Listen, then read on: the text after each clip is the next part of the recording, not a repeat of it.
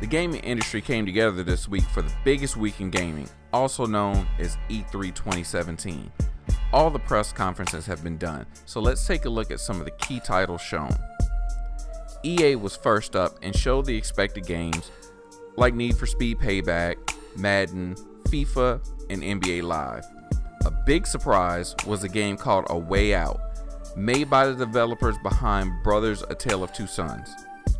It's a co-op game that has two convicts escaping from prison and trying to go on what appears to be a revenge mission.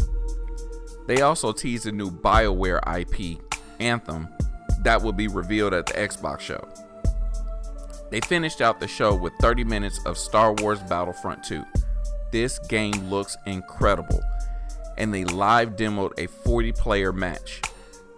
Also mentioned is that add-ons will be free and released in seasons. The next day, the Xbox team jumped out of the gate revealing Xbox One X, formerly known as Project Scorpio. It will be out November 7th and retail for $4.99. Everything was shown in 4K after that, but a big surprise was Metro Exodus. The Metro series is not known as a AAA series, so to see it on the main stage was very surprising, but it looks great. Another surprise was PlayerUnknown's Battlegrounds is coming to Xbox One later this year.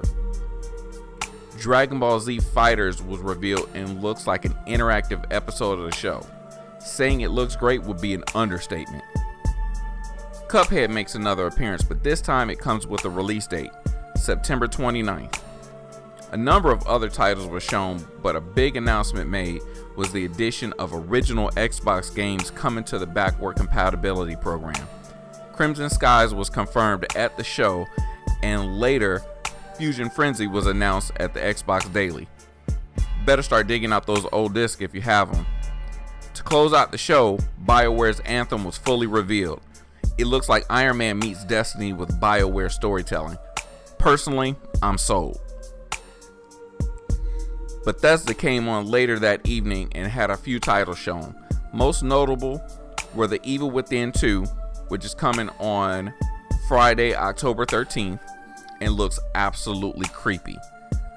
They closed out the show with Wolfenstein 2: The New Colossus.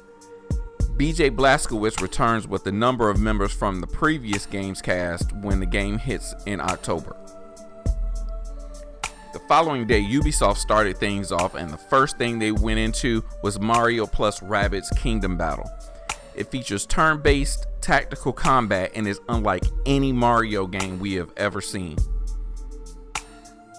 There were a lot of games that were shown that were notable, but the show stealers were Far Cry 5, of which we got some gameplay footage, and then of course there was the biggest surprise of E3, Beyond Good and Evil 2. Unfortunately, no gameplay was shown, but just to see the trailer really just makes this thing finally real in that it exists, and we can't wait to get our hands on it. Sony hit the stage later that night to present what they have in store for PlayStation fans. They had some technical difficulties in the beginning, but once they got that ironed out, it was nothing but games. The biggest surprise of that show was a remake of Shadow of Colossus coming in 2018. There was a story trailer for Marvel vs. Capcom Infinite, which ended revealing a story demo is available now. God of War made a return appearance, and it looks like they're taking the series in a slightly different direction, but still remaining the series that we all love. We also got a better look at Detroit Become Human, and it looks great. Jesse Williams stars as Marcus, an android that feels they are being used as slaves and works to liberate others. Last but not least was Nintendo. As usual, they didn't have a live stage show, opting for a spotlight video instead. It was short, but it showed enough to get Switch owners excited. There's a Kirby game coming in 2018 that looks very similar to Return to Dreamland, which was released on the Wii. The big surprise was a teaser announcement that Metroid Prime 4 is in development. Yoshi has a game coming out in 2018, which has the woolly Yoshi running around in a cardboard environment. Closing the show was Super Mario Odyssey. Mario's hat, named Cappy, allows him to take control of other characters, creatures, vehicles, and items, which adds to the strategy you'll be able to use to make it through the various kingdoms in order to stop Bowser from marrying Princess Peach.